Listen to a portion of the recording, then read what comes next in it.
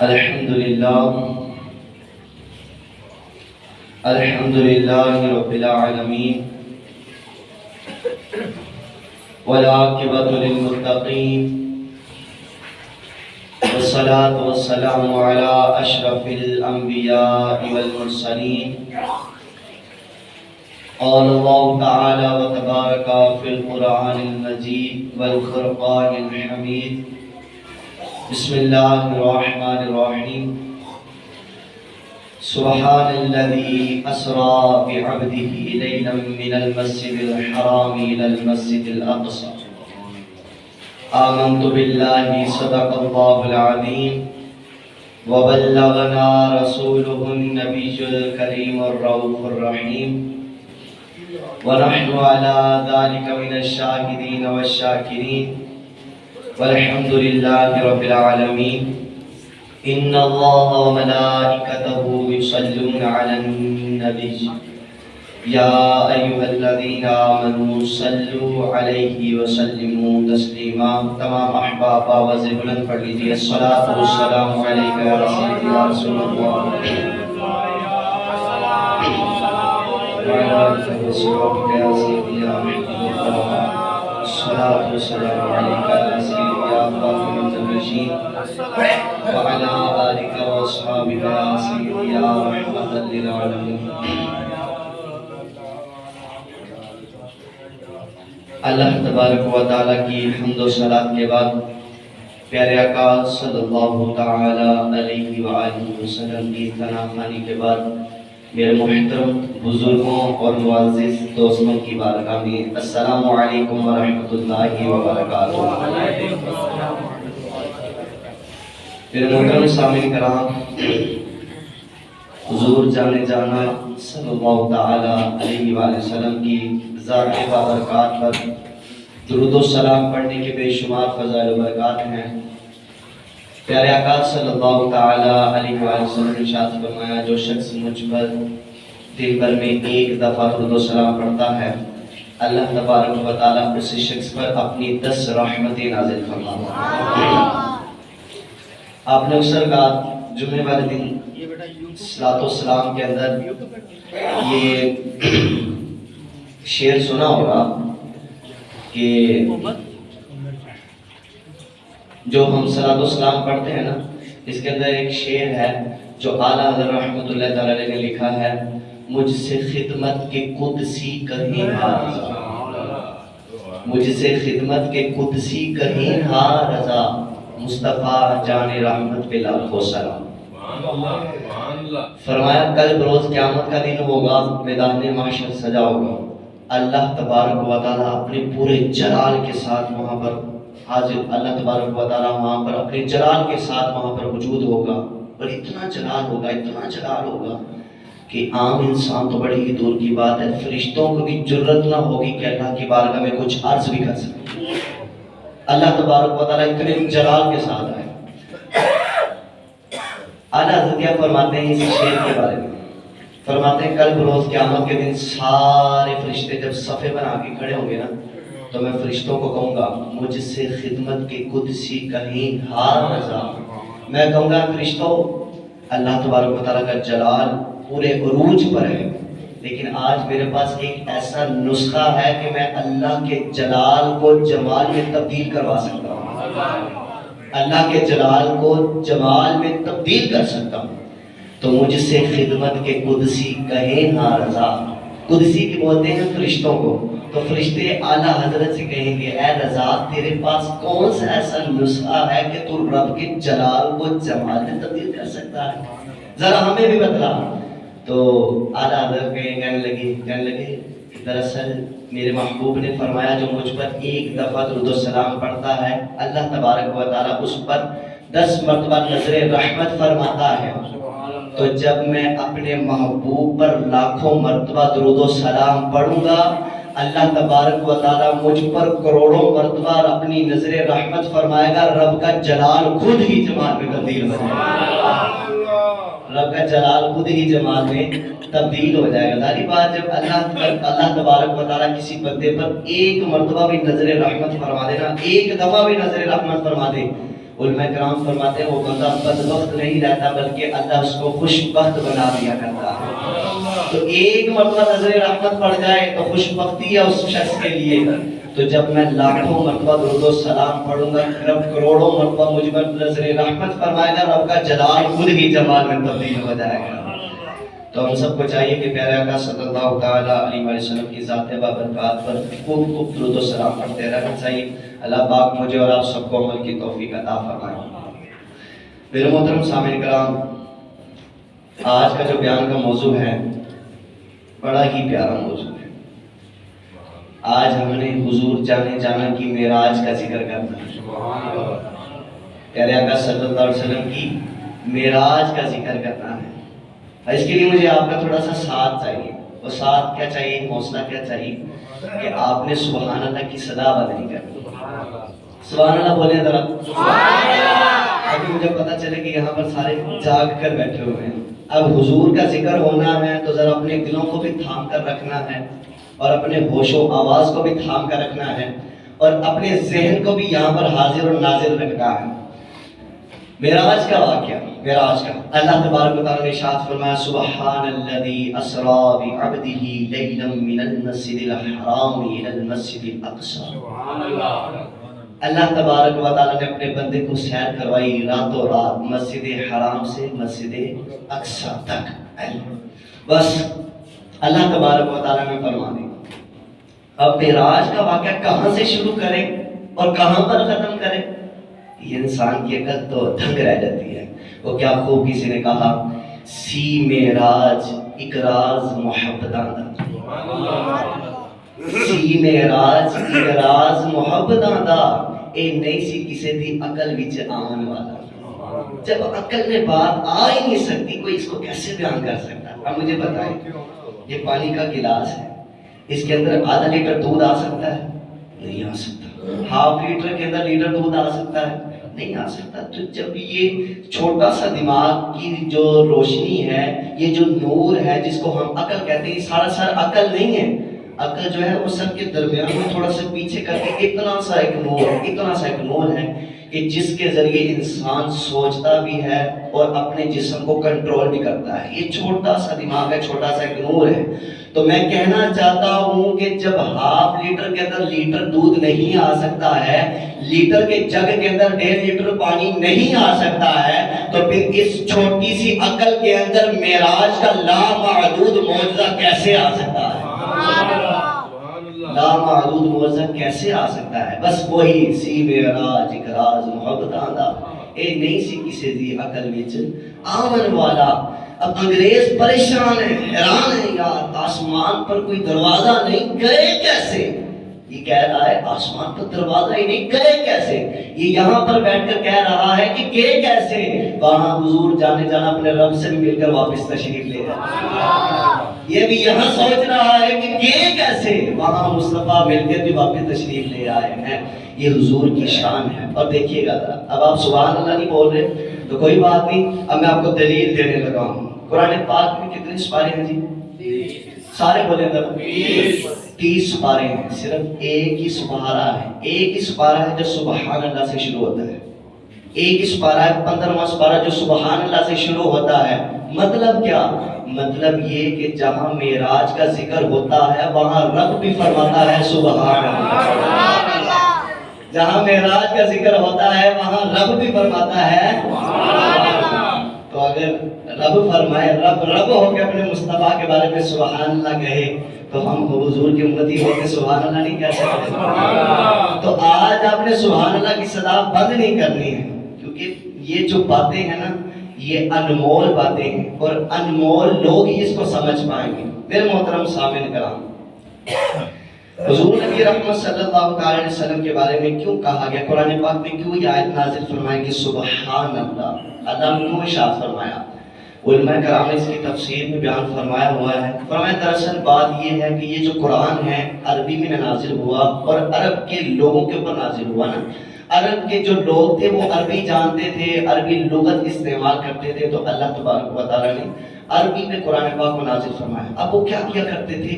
مثال کے طور پر کوئی ایسی بات سنتے کہ جو عقل کو حیران کر دیتی، عقل کو حیران کر دیتے کہ یار کیسے ممکن ہو گیا، یہ کیسے ممکن ہو، تو وہ کہتے تھے سبحان اللہ۔ کوئی ایسی بات ہوتی جو عقل میں نہ آنے والی ہوتی تو کہتے سبحان اللہ۔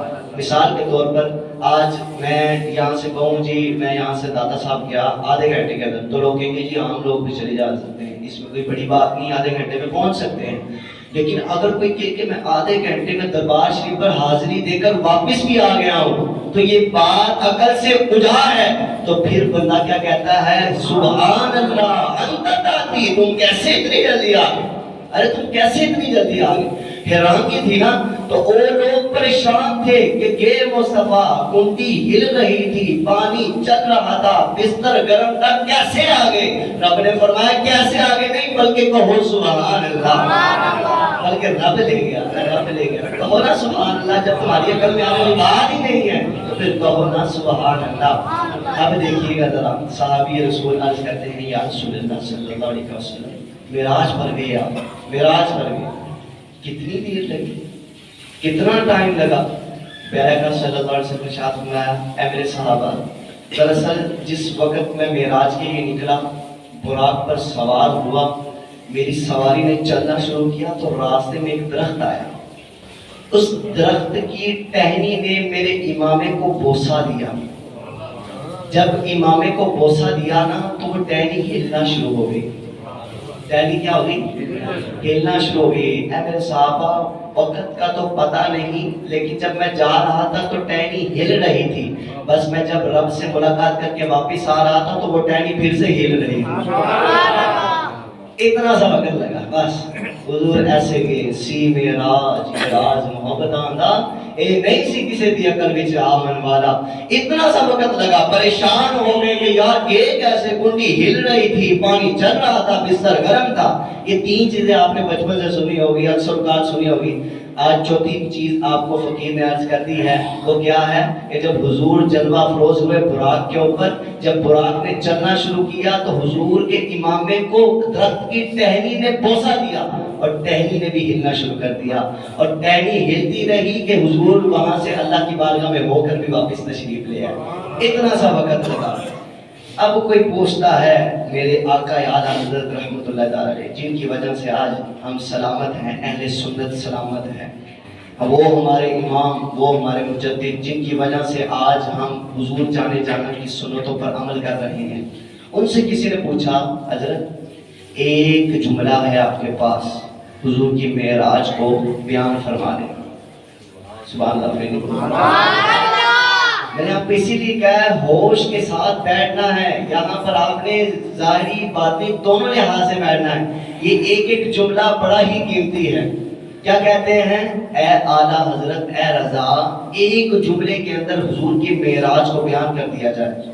اب دیکھنا میرے آقا اعلیٰ حضرت کی ذہانت، آپ کا عشق، آپ کی محبت، حضور سے جستجو دیکھیے گا۔ اعلیٰ حضرت رحمۃ اللہ تعالی فرمانے لگے تم مجھ سے پوچھتے ہو کہ معراج کا واقعہ ایک جملے کے اندر پورا کر دوں، حضور کہاں تک گئے، کہاں پر نہ گئے، یہ میں سارا کچھ بیان کر دوں؟ میں تمہیں ایک جملہ بتانا چاہتا ہوں، وہ کیا؟ حضور جانے جانا، معراج کی رات حضور جانے جانا صلی اللہ علیہ وسلم۔ اب دیکھتے ہیں کس کس کو سمجھ آتی ہے، میں آرام سے اس لیے بول رہا ہوں تاکہ آپ کو سمجھ آئے۔ اعلیٰ حضرت فرماتے ہیں معراج کی رات حضور جانے جانا اس جگہ پر گئے کہ جہاں پر جگہ ہی کوئی نہ تھی۔ پیارے آقا صلی اللہ تعالی علیہ وسلم معراج کی رات اس جگہ پر گئے کہ جہاں پر جگہ ہی کوئی نہیں تھی، جگہ ہی کوئی نہیں تھی۔ تو بتایا کیا جائے کہ کہاں تک گئے تھے، کہاں تک ہے ہم کے عروج کی حدود کون بیان کر سکتا ہے؟ کوئی نہیں حدود بیان نہیں کر سکتا ہے۔ تو اعلیٰ حضرت رحمۃ اللہ تعالی سے پوچھا گیا ٹھیک ہے آپ کہتے ہیں حضور جانے جانا معراج کی رات وہاں تک پہنچے کہ جہاں پر جگہ ہی کوئی نہ تھی، تو ذرا یہ بتائیں کنڈی ہل رہی تھی، پانی چل رہا تھا، بستر گرم تھا، ٹہنی ہل رہی تھی، کہ سب کیسے ہو گیا؟ تو اعلیٰ حضرت رحمۃ اللہ تعالی نے فرمایا اس کا بھی جواب میرے پاس موجود ہے، اس کا بھی جواب میرے پاس موجود ہے۔ فرمایا یہ گھڑی ہے، پیچھے گھڑی لگی ہوئی ہے، سوئیوں والی گھڑی، اگر اس گھڑی میں سے سیل نکال دیا جائے تو گھڑی کیا ہو جاتی ہے؟ رک جاتی ہے، گھڑی تھم جاتی ہے، رک جاتی ہے۔ ابھی 1 بجنے کو ہے، اگر آپ اس میں سے سیل نکال دیں 10 سال بعد بھی اس کے اندر سیل ڈالیں گے نا، یہ آپ کو یہی ٹائم بتائے گی جو ابھی ٹائم بتا رہی ہے، یہ ابھی ٹائم بتا رہی ہے۔ فرمایا حضور جانے جانا اس کائنات کی جان ہے، اس کائنات کی جان ہے، حضور جانے جانا اس کائنات کی جان ہے، اس دنیا کا سیل ہے۔ جب پیارے آقا صلی اللہ علیہ وسلم نے اپنا سفر معراج شروع کیا تو کنڈی جہاں ہل رہی تھی وہیں پر رک گئی، بستر جہاں گرم تھا وہیں پر ساکت ہو گیا، اور پانی جہاں چل رہا تھا وہیں پر تھم گیا، ٹہنی جہاں ہل رہی تھی وہیں پر رک گئی۔ بس حضور جانے جانا صلی اللہ علیہ وسلم 17,000 سال اپنے رب کی بارگاہ میں گزار کر جب واپس آئے، جہان میں جان ڈالی گئی، کائنات میں سائے ڈالا گیا، کنڈی ہلنا شروع ہو گئی، پانی چلنا شروع ہو گیا، بستر گرم ہو گیا، اور ٹہنی میں ہلنا شروع ہو گیا، حضور چل رہا۔ تم پوچھتے ہو کہ حضور گئے کیسے اور آئے کیسے نا، یہ حضور کی شان ہے، حضور کے کمالات ہیں، حضور اس کائنات کی جان ہے، جان ہے۔ عشق مصطفیٰ روز فضول کرے خدا، جس کو درد کا مزہ نازے دوا اٹھائے کیوں۔ ارے یہ جو زمین و زمان ہے نا، یہ حضور کے لیے بنائے گئے ہیں، یہ مکین و مکان جو ہے نا حضور کے لیے بنائے گئے ہیں، یہ چنین و چنا بنائے گئے ہیں، حضور کے لیے بنائے گئے ہیں۔ آقا بدن میں ہے جان تمہارے لیے، دہن میں زبان تمہارے لیے، ہم آئے یہاں تمہارے لیے، اٹھے بھی وہاں تمہارے لیے۔ یہ حضور کے لیے سب کچھ اللہ تبارک و تعالیٰ نے بنایا ہے نا، کائنات کو بنایا تو حضور کے صدقے سے بنایا، اللہ نے نبیوں کو پیدا فرمایا تو حضور کے وسیلے سے بنایا، اللہ تبارک و تعالیٰ نے جنت کو پیدا فرمایا تو حضور جانے جانا کی وجہ سے بنایا ہے۔ لیکن میرے محترم سامعین کرام، جب اس کائنات سے حضور کی جان کو نکال دیا گیا، جب حضور جانے جانا کی جان کو اس کائنات سے نکال دیا گیا تو دنیا تھم گئی۔ جس طرح گھڑی میں سے سیل نکالنے سے گھڑی بھی رک جاتی ہے، اسی طرح حضور جانے جانا جب اس کائنات سے نکلے تو کائنات بھی تھم گئی، اور حضور جانے جانا 17,000 سال اپنے رب کی بارگاہ میں گزار کر واپس تشریف لے آئے۔ اس لیے کہتے ہیں کنڈی ہل رہی تھی، کنڈی لئی ہلتی، بستر بھی راہ گرم، ایک دم میں سرے عرش گئے اور آ گئے محمد۔ پیارے آقا صلی اللہ علیہ وسلم اسی طرح گئے اور واپس تشریف لے آئے۔ اب میرے محترم سامعین کرام، اللہ تبارک و تعالیٰ ارشاد فرماتا ہے سبحان اللہ، کیا فرمانا ہے؟ اے لوگو یہ کیوں کہتے ہو؟ میرے مصطفیٰ نے تھوڑی کہا میں گیا، بلکہ میں خود رب ہو کے کہہ رہا ہوں سبحان الذی اسریٰ بعبدہ، میں اپنے بندے کو خود لے کر گیا۔ اللہ تبارک و تعالیٰ خود ارشاد فرماتا ہے کہ میں اپنے بندے کو خود لے کر گیا، اور آگے ارشاد فرمایا سبحان الذی اسریٰ بعبدہ لیلاً پہ جو تنوین ہے نا، تو 2 زبریں آئی ہیں، یہ اس وجہ سے آئی ہیں، بتایا گیا کہ یہ جو لوگ کہیں گے کہ حضور اتنا لمبا سفر کر کے آگے تو کافی عرصہ لگا ہوا گا، نا یہ جو لیلاً جو سیغہ استعمال کیا نا، جو سیغہ ارشاد فرمایا، یہ اس وجہ سے ارشاد فرمایا کہ لیلاً کی وجہ سے تمہیں پتہ چل جائے کہ یہ رات کا سفر تھا۔ حضور جانے جانا رات کو گئے، اور رات ساری گزری نہ تھی کہ اللہ تبارک و تعالیٰ نے رات کے کچھ حصے کے اندر اپنے محبوب کو ساری کائنات کے نظارے کروا دیے، ساری دنیا کے، سارے سیاروں کی، ساری جنت کے نظارے کروا دیے، اور پھر حضور جانے جانا وہاں تک پہنچے کہ جہاں تک کوئی جبریل بھی نہیں پہنچ سکتا ہے، حضور جانے جانا وہاں تک پہنچے۔ اب دیکھیں آگے کیا ارشاد فرمایا سبحان الذی اسریٰ، پاک ہے وہ ذات جو راتوں رات اپنے بندے کو لے گئی، اپنے بندے کو بعبدہ، یہ جو صیغہ ہے بعبدہ، ساری عظمتیں اس کے اندر پوشیدہ ہیں۔ اللہ کرے کہ آپ کو سمجھ آئے، دیکھیں ذرا سبحان الذی اسریٰ بعبدہ، یہ جو بعبدہ لفظ ہے نا، یہ جو بعبدہ ساری عظمتیں اس کے اندر شامل ہیں۔ اس مقام پر اللہ تبارک و تعالیٰ نے بعبدہ اس لیے ارشاد فرمایا کہ کہیں معراج کی رات حضور جانے جانا کی شان و شوکت کو دیکھ کر، حضور کے کمالات کو دیکھ کر لوگ گمراہ نہ ہو جائیں، جس طرح حضرت عیسیٰ کے معجزات کو دیکھ کر لوگ گمراہ ہو گئے تھے۔ اس لیے ارشاد فرمایا سبحان الذی اسریٰ بعبدہ، راتوں رات اپنے بندے کو اللہ تبارک و تعالیٰ کی ذات لے گئی، اور کیا خوب اس لیے ارشاد فرمایا کہ بعبدہ کا ذرا مطلب سمجھو، بعبدہ کا ذرا مطلب سمجھو۔ ہم سب کہتے ہیں ہم اللہ کے بندے ہیں، کہتے ہیں نا، سارے کہتے ہیں کہ نہیں کہتے؟ تو ذرا کہنا ہم اللہ کے بندے ہیں، ہم اللہ کے بندے ہیں، ہم اللہ کے بندے ہیں۔ سب کہتے ہیں ہم اللہ کے بندے ہیں، لیکن جب محبوب کی باری آتی ہے تو رب فرماتا ہے کہ وہ میرے بندے ہیں۔ جب محبوب کی باری آتی ہے تو رب فرماتا ہے وہ میرے بندے ہیں۔ اب دیکھو علامہ اقبال صاحب فرماتے ہیں کہ عبد دیگر عبدہو چیزیں دیگر آن سراپا انتظار اے منتظر۔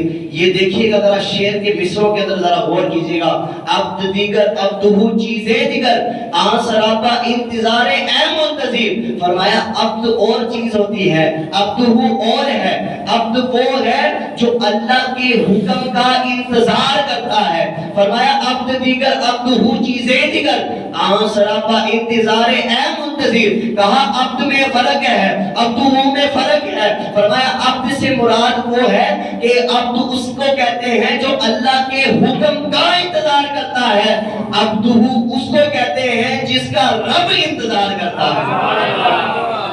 عبدہو اس کو کہتے ہیں رب جس کا انتظار کرتا ہے۔ ہم عبدہو ہیں، ہم رب کے حکم کا، ہم عبد ہیں، اللہ کے حکم کا انتظار کرتے ہیں۔ اور محبوب مصطفیٰ جو ہے وہ عبدہو ہیں، اللہ ان کا انتظار کرتا ہے۔ اللہ تبارک و تعالیٰ معراج کی رات اپنے محبوب کا انتظار کر رہا تھا کہ میرے محبوب کب آئیں اور کب میں اپنے محبوب کے ساتھ دو چار باتیں کروں۔ کیا بات ہے، خدا کی قسم یہ تصور باندھنے سے اتنا مزہ آ رہا ہے۔ تو حضور جانے جانا نے جب جانتی آنکھوں کے ساتھ اللہ کا دیدار کیا ہوگا اس وقت کیسا لطف آ رہا ہوگا۔ موسیٰ کلیم اللہ تھے نا کہ یا قال اللہ ترانی ولکن انظر الی الجبل فإن استقر مکانہ فسوف ترانی، یا اللہ تیرے ساتھ کلام کرتا ہوں اتنا مزہ آتا ہے، اے کاش کے دیدار کروں۔ جب کلام کرنے میں اتنا مزہ آتا ہے تو تیرا دیدار کروں گا اس وقت کتنا مزہ آ رہا ہے۔ تو اللہ نے کیا ارشاد فرمایا، اے موسیٰ تو نہیں کر سکتا ہے، موسیٰ تو نہیں کر سکتا ہے۔ یہ نہیں فرمایا موسیٰ کوئی بھی نہیں کر سکتا، فرمایا تو نہیں کر سکتا ہے۔ تلک الرسل فضلنا بعضهم علی بعض منهم من کلم اللہ ورفع بعضهم درجات۔ اے موسیٰ تو نہیں کر سکتا ہے، یا اللہ میں کیوں نہیں کر سکتا، کر کون سکتا ہے؟ اللہ تبارک و تعالیٰ ارشاد فرمایا اے موسیٰ میرا دیدار کرنے کے لیے مصطفیٰ کی آنکھوں کا ہونا ضروری ہے نا۔ مصطفیٰ کی آنکھیں ہوگی تو میرا دیدار کر سکو گے نا، مصطفیٰ کی آنکھیں کہاں سے لے کر آؤ گے؟ اگر میرے محترم سامعین کرام تو اللہ تبارک و تعالیٰ نے ارشاد فرمایا عبدہو اپنے محبوب کو اللہ تبارک و تعالیٰ کی ذات خود دے گی۔ اور پھر یہاں پر دیکھیے گا اللہ تبارک و تعالیٰ کی ذات نے کیا ارشاد فرمایا، لیلا من المسجد الحرام الی المسجد الاقصی۔ اللہ تبارک و تعالیٰ نے ارشاد فرمایا اقصی الذی بارکنا۔ اللہ تبارک و تعالیٰ ارشاد فرمایا ہم نے مسجد حرام سے لے کر مسجد اقصی تک کا جو راستہ ہے نا، یہ درمیان میں جو فاصلہ ہے، اس سارے راستے کو برکت عطا فرما دی ہے۔ اس سارے راستے کو برکت عطا فرما دی ہے، برکت عطا فرما دی ہے۔ اس راستے کو برکت کیوں عطا فرمائی؟ کیا اس میں نہریں ہیں اس وجہ سے؟ کیا اس میں باغات ہیں پھول وغیرہ ہیں اس وجہ سے؟ نہیں، فرمایا اس راستے کے اندر جلیل القدر انبیاء کرام حضرت داؤد علیہ السلام، حضرت موسیٰ علیہ السلام کا مزار آتا ہے۔ ہم نے ان کی مزار کی نسبت کی وجہ سے اس سارے راستے کو مبارک فرما دیا ہے، پاکیزہ کر دیا ہے، پاکیزہ کر دیا ہے۔ اور اس میں شاید جو ہے نا وہ اپنا ایک محبت بڑا جملہ ارشاد فرماتا ہے۔ وہ میں نے آپ کو بارہ مرتبہ پہلے بھی بات سنائی ہے کہ کسی نے اعلیٰ حضرت سے پوچھا کہ مکہ افضل ہے یا مدینہ افضل ہے، تو اعلیٰ حضرت رحمۃ اللہ تعالیٰ نے فرمایا کہ ہم عشق کے بندے ہیں کیوں بات بڑھائی ہے، کم طیبہ نہ صحیح مکہ بھی بڑا ظالم، ہم عشق کے بندے ہیں کیوں بات بڑھائی ہے۔ کہا کہ ہمیں نہیں پتا کہ مکہ افضل ہے یا مدینہ افضل ہے، ہمیں تو صرف یہ پتا ہے جب حضور مکے میں تھے تو مکہ افضل ہے، جب مدینے آگے تو مدینہ افضل ہے۔ تو اسی طرح یہ جو لیلا من المسجد الحرام الی المسجد الاقصی الذی بارکنا فرمایا نا، فرمایا یہ جو اس کے اندر چیزیں ہیں ان وجہ سے اس کو برکت حاصل نہیں، بلکہ یہاں پر مصطفیٰ گزر کے گئے ہیں، ہم نے اس ساری جگہ کو ہی پاک فرما دیا۔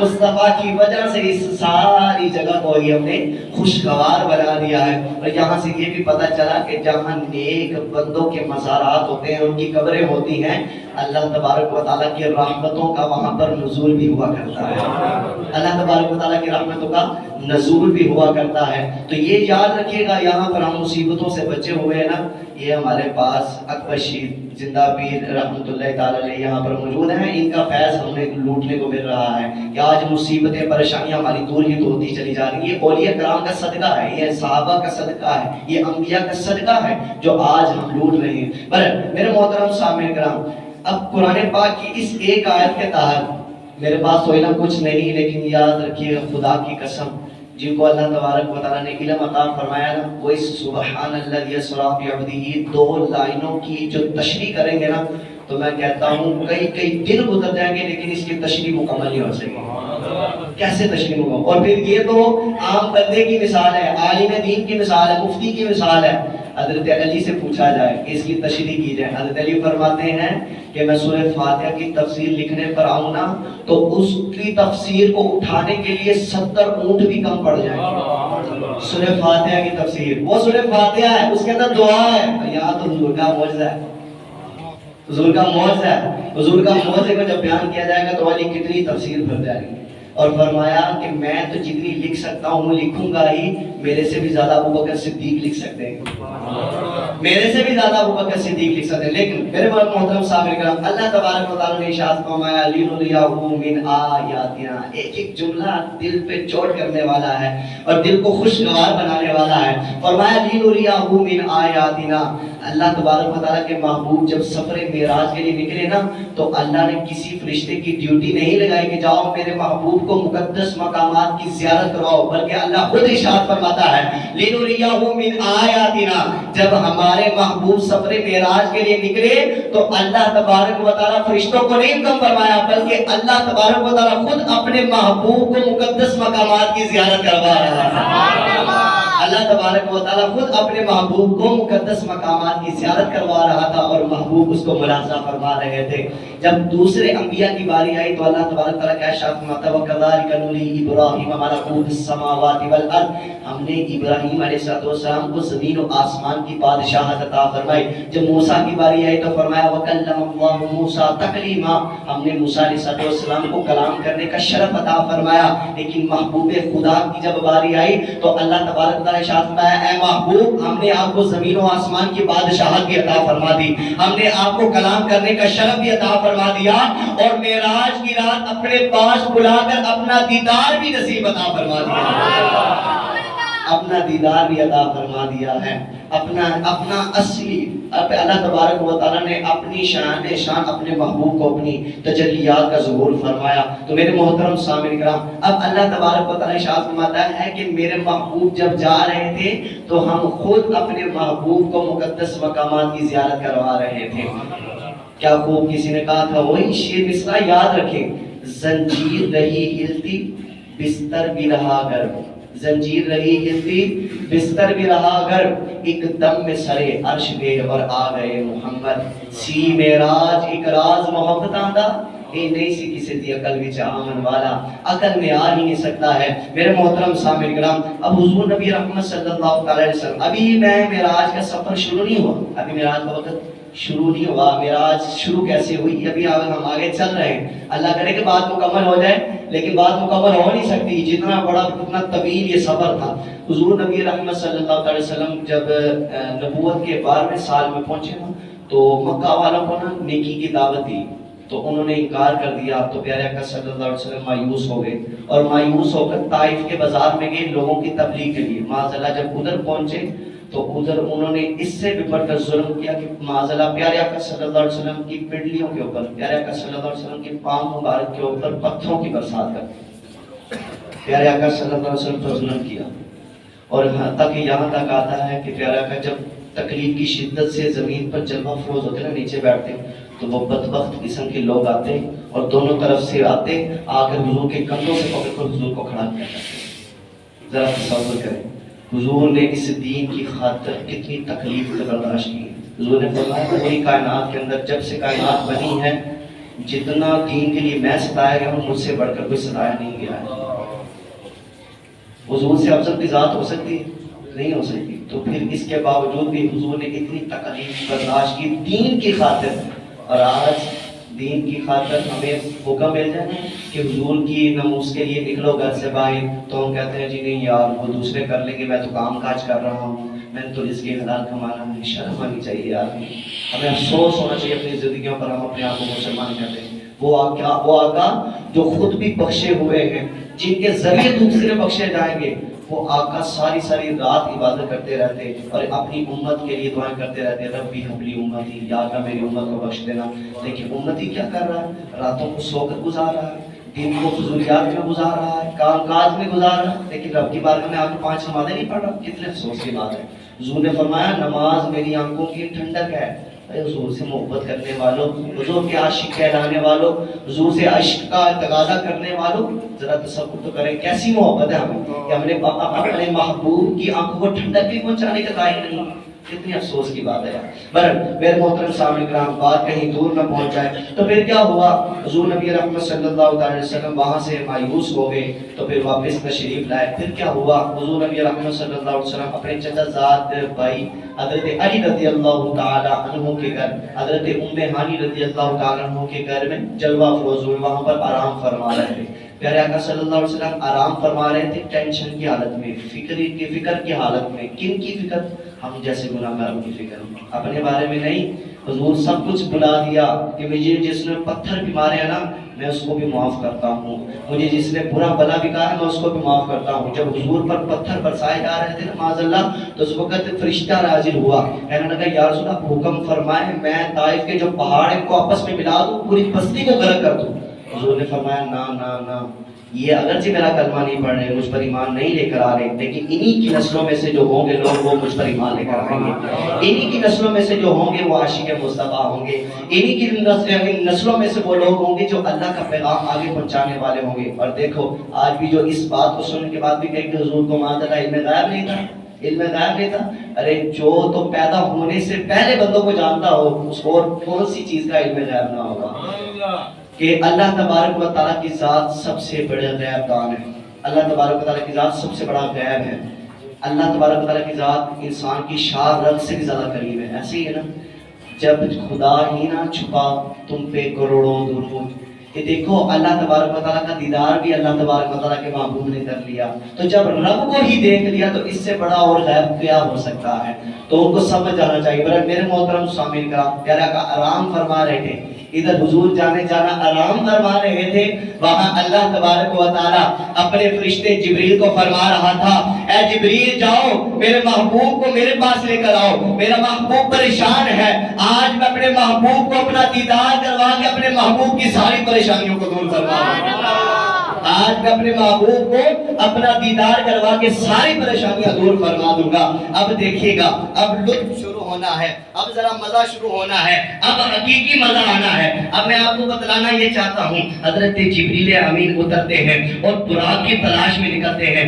راوی فرماتے ہیں حضرت جبریل امین نے براق کی تلاش میں جب نکلے نا تو دیکھا کہ براق کھڑے ہوئے ہیں اور 10,000 2,000 5,000 20,000 30,000 نہیں بلکہ 40,000 براق وہاں پر جلوہ فرما ہے، 40,000 براق وہاں پر کھڑے ہوئے ہیں۔ اور حضرت جبریل امین فرماتے ہیں کمال در کمال بات یہ تھی ان 40,000 براق کی پیشانیوں کے اوپر حضور جانے جانا کا نامی اسم گرامی محمد چمک رہا تھا، محمد چمک رہا تھا، محمد چمک رہا تھا۔ اس سے بات پتہ چلتی ہے محمد جہاں بھی ہو وہاں پر چمکتا ہی رہتا ہے، وہاں پر چمکتا ہی رہتا ہے۔ اب دیکھیں میرے محترم سامعین کرام، حضور نبی رحمت صلی اللہ علیہ وسلم کا نامی چمک رہا تھا۔ اور یہاں پر جتنے احباب آئے نا، اللہ کرے کہ جن کے پاس اولاد نہیں ہے اللہ پاک اسی سال ان کو اولاد نرینہ عطا فرما دے، اسی سال اولاد نرینہ عطا فرما دے، لیکن وہ ایک یہ نیت کرے کہ میرے پاس جو بھی اولاد آئے گی میرا بیٹا پیدا ہوگا تو میں اس کا نام محمد رکھوں گا، میں اس کا نام محمد رکھوں گا۔ آپ دیکھو محمد نام رکھنے کی برکت کتنی ہے، محمد کی تو بات یہ بھی نہیں کر رہے، محمد کے نام کی کتنی برکات ہیں۔ کل بروز قیامت کا دن ہوگا، میدان محشر میں اللہ اعلان فرمائے گا جس کا نام محمد ہے وہ کھڑا ہو جائے، سارے محمد نام کے کھڑے ہو جائیں گے۔ اللہ تبارک تعالیٰ ارشاد فرمائے گا تم اپنے والد صاحب اپنے باپ کا ہاتھ پکڑو اور دونوں ایک ساتھ داخل جنت ہو جاؤ۔ جس کا نام محمد ہوگا. ارے نام کے نام، جس نبی کے نام کے اندر اتنی طاقت ہے کہ وہ اس کو بھی اس کے باپ کو بخشوا کر جنت میں لے جائے گا. تو جب مصطفیٰ اپنے ہاتھوں کے ساتھ شفاعت کا دروازہ کھولیں گے، وہ مصطفیٰ کتنوں کی شفاعت کر کے لے کے جائیں گے. وہ مصطفیٰ جنت میں کتنوں کو لے کر جائیں گے نا. اب دیکھیے گا ذرا شاعر کیا خوب کہتا ہے دلوں سے غم مٹاتا ہے محمد نام ایسا ہے. دلوں سے غم مٹاتا ہے محمد نام ایسا ہے. نگر اجڑے بساتا ہے محمد نام ایسا ہے. کوئی یعقوب سے پوچھے کہ یوسف مل گئے کیسے، یہ بچھڑوں کو ملاتا ہے محمد نام ایسا ہے. انہی کے نام سے پائی فقیروں نے شہنشاہی، خدا سے بھی ملاتا ہے محمد نام ایسا ہے. اور دیکھیں محبت کے کمل کھلتے ہیں انہی کو یاد کرنے سے. اب میں آپ کو دیکھ رہا ہوں آپ کے چہرے مسکرا رہے ہیں، جیسے ہی حضور کا ذکر بڑھتا ہی چلا جا رہا ہے، روشن منور ہوتے ہی چلے جا رہے ہیں آپ کے چہرے. کیوں نہ ہو، کیونکہ انہی کو یاد کرنے سے سب کچھ ہوتا ہے. فرمایا محبت کے کمل کھلتے ہیں انہی کو یاد کرنے سے بڑی خوشبو لاتا ہے محمد نام ایسا ہے. اور مدد حاصل ہے مجھ کو آج بھی شہر مدینہ کی، مدد حاصل ہے مجھ کو آج بھی شہر مدینہ کی. ارے میری بگڑی بناتا ہے محمد نام ایسا.